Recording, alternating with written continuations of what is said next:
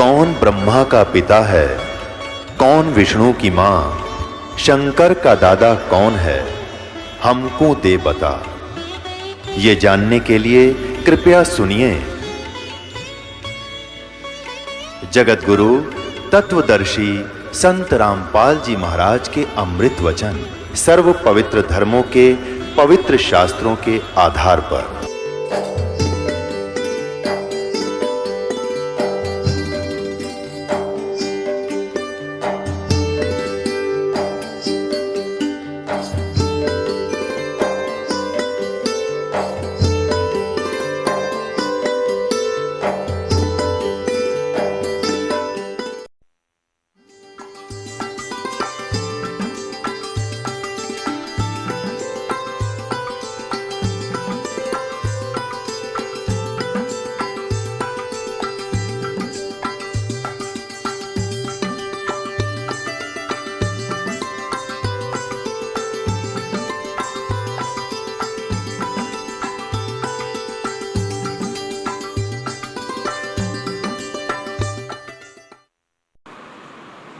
यही शिव यानी काल भगवान अपने महाशिव रूप में रहकर वे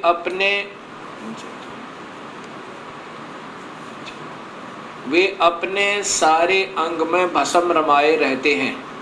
उन काल रूपी ब्रह्म ने, अब देखो युग काल रूपी ब्रह्म, ये ब्रह्म की ही व्याख्या सारी, इसी को महाशिव, सदाशिव, महाब्रह्मा, महाविष्णु नाम से कहा गया है।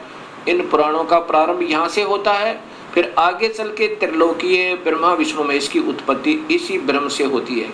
उन काल रूपी ब्रह्म ने एक ही समय शक्ति के साथ शिवलोक नामक क्षेत्र का निर्माण किया था। उस उत्तम क्षेत्र को काशी कहते हैं, जो ब्रह्मलोक में है।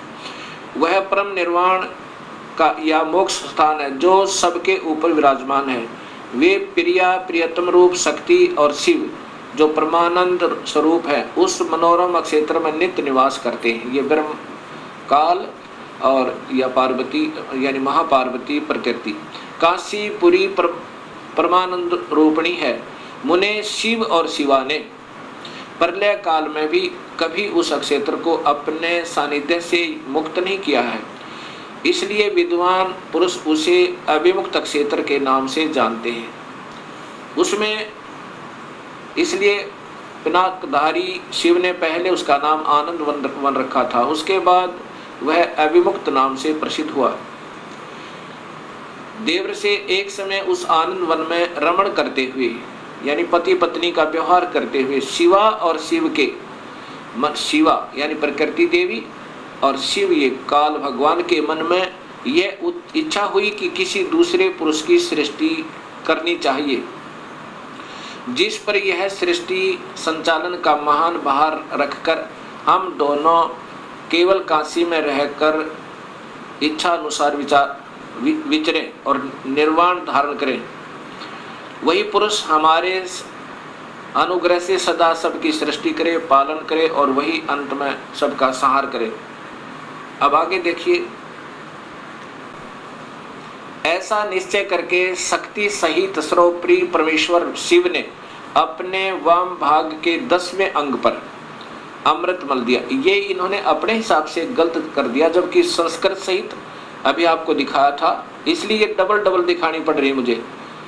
अब यहाँ 10वें अंश का अंग का अर्थ है योनि में, अर्थात पत्नी पति के रूप में बीज स्थापना किया और फिर उससे एक पुरुष प्रकट हुआ। उसका नाम क्या रखा, ये आप देखिए, उसका नाम विष्णु रखा।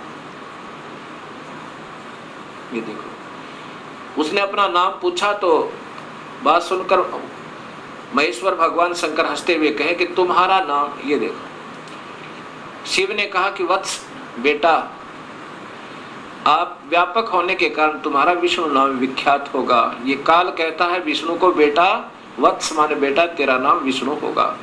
अब 7वां अध्याय देखो, ये 6ठा अध्याय समाप्त हुआ।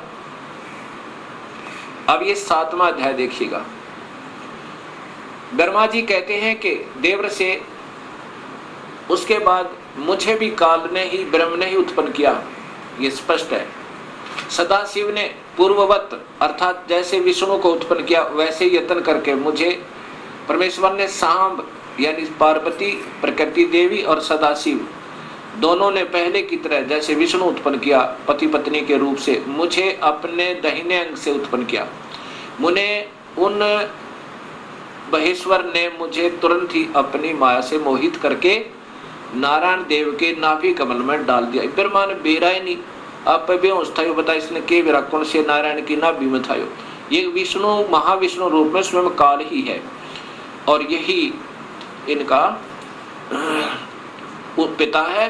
तो ब्रह्मा की उत्पत्ति शिव से और ब्रह्मा विष्णु की उत्पत्ति शिव से, ये शिव पुराण सिद्ध करती है। इसी गीता प्रेस गोरखपुर से प्रकाशित शिव महापुराण में आप देखिएगा, तीनों ब्रह्मा विष्णु महेश को गुण युक्त बताया है। ये 10वां अध्याय, ये देखिएगा, ये 9वां अध्याय समाप्त हुआ और ये 10वां अध्याय प्रारंभ हुआ। परमेश्वर शिव बोले, उत्तम व्रत का पालन करने वाले हरे विष्णु को आदेश दे रहे हैं, अब तुम मेरी दूसरी आज्ञा सुनो। ये काल है महाशिव, उसका पालन करने से तुम सदा, अब तुम मेरी दूसरी आज्ञा सुनो, उसका पालन करने से तुम सदा समस्त लोकों में माननीय और पूजनीय बने रहोगे। ब्रह्मा जी के द्वारा रचे गए लोक में जब कोई दुख या संकट उत्पन्न होगा तब उन संपूर्ण दुखों का नाश करने के लिए सदा तत्पर रहना। तुम्हारे संपूर्ण दुस्सह कार्यों में मैं तुम्हारी सहायता करूंगा। अर्थात शिव विष्णु संपूर्ण शक्तिशाली नहीं है, ये काल कहता है कि मैं तुम्हारी मदद करूंगा। तुम्हारे जो दुर्जय अत्यंत उत्कृष्ट शत्रु होंगे उन सबको मैं मार गिराऊंगा। अर्थात विष्णु भी संपूर्ण शक्ति युक्त नहीं है, शिव जी उनको आदेश दे रहा है, तुम नाना प्रकार के अवतार धारण करके लोक में अपनी उत्तम कीर्ति का विस्तार करो।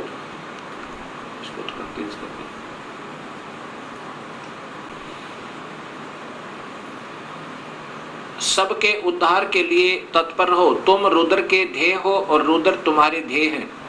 अर्थात तुम तीनों मिलकर काम करो। तुम में और रुद्र में कुछ भी अंतर नहीं है। अर्थात दो तो है ही है, एक रुद्र है एक विष्णु है। जो अब देखो रुद्र आ गया ना, शिव, ये शिव है और ये विष्णु है जिसको दोनों का आदेश दिया है। जो मनुष्य रुद्र का रूप भक्त होकर तुम्हारी निंदा करेगा उसका सारा सद्गुण और उसका सारा पुण्य तत्काल भस्म हो जाएगा। पुरुषोत्तम विष्णु तुमसे द्वेष करने वाला मेरी इच्छा से ही, मतलब अब मैं आपको बताता हूं, मेरी आज्ञा से उसको नरक में गिरना पड़ेगा। अब 9वें अध्याय में फिर देखिएगा, ये 9वें अध्याय का यहां देखना,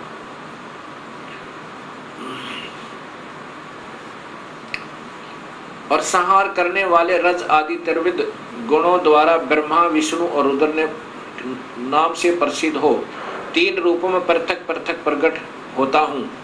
ये काल भी तीनों गुणों रज महाब्रह्मा महाविष्णु महाशिव रूप में रहता है। साक्षात शिव गुणों से भिन्न है, वे प्रकृति और पुरुष से भी परे हैं। अद्वितीय नित्य अनंत पूर्ण निरंजन परब्रह्म परमात्मा है। ये काल तीनों लोकों का पालन करने वाले श्री हरि भीतर तमोगुण और बाहर सतोगुण धारण करते हैं।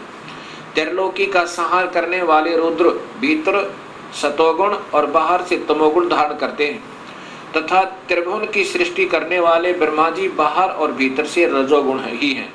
इस प्रकार ब्रह्मा विष्णु और रुद्र इन 3 देवताओं में गुण हैं। अब ध्यान से देखो, इस प्रकार ब्रह्मा विष्णु और रुद्र माने शिव, शंकर, ये त्रिलोकीय ब्रह्मा विष्णु महेश, इन तीनों देवताओं